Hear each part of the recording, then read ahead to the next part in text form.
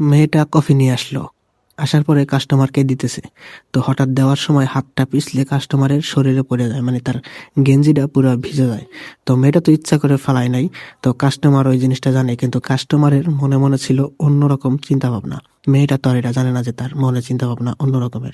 সে অনেক রিকোয়েস্ট করে, "স্যার আমি ইচ্ছা করে কফিটা ফালাই নাই।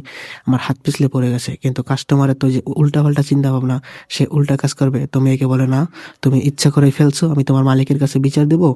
তো বিচার দিলে তোমার চাকরি চলে যাবে। আমি এমনভাবে বিচারটা দেব।" মেয়েটা অনেক রিকোয়েস্ট করে, "স্যার আমরা অনেক গরিব। তো আপনি বিচার দিয়েন না। আমার চাকরিটা চলে গেলে তো আমি অসুবিধায় পড়বো। পরিবার নিয়ে চলতে পারবো না। আপনি ওয়াশরুমে আসেন, আপনাকে আমি পরিষ্কার করে দিচ্ছি।" তারপরে নিয়ে যায় ওয়াশরুমে। তো মেয়েটা বলে, "স্যার গেঞ্জিটা খুলে দেন, আমি পরিষ্কার করে দিচ্ছি।" তখন ক্যামেরায় ভিডিও করতেছিল।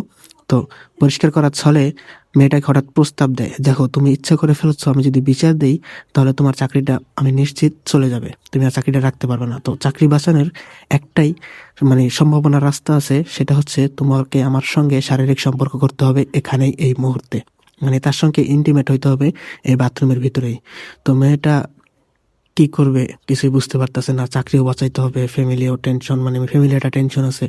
সো সে কিছু করতে না পারে লাস্ট পর্যায়ে একটা সময় মেয়েটাকে মানে জিনিসটা দেখাই যায়। তো মেয়েটা আবার কিছু করতে পারে না। কি করবো? তার এখন চাকরিও বাঁচাইতে হবে, ফ্যামিলিও চালাইতে হবে। তো এই স্যার যদি বিচার দেয় তাহলে তো তার চাকরি চলে যাবে, তখন তার সে পারবে না। তো বাধ্য হয়ে মেয়েটা সেই ছেলের সঙ্গে বাথরুমের ভিতরেই ফিজিক্যালি ইন্টিমেট হয়। ঠিক আছে? তো আমার কথা হচ্ছে ভাই, তাকে তো ক্ষমা করলেই হতো না? তো এই কাজটা তো করা আপনার উচিত ছিল না। আপনিও তো একজন মানুষ, সেও একজন মানুষ। মানে সে আজকে দরিদ্রতার মধ্যে আছে দেখে কি আপনি এরকম কাজ করবেন?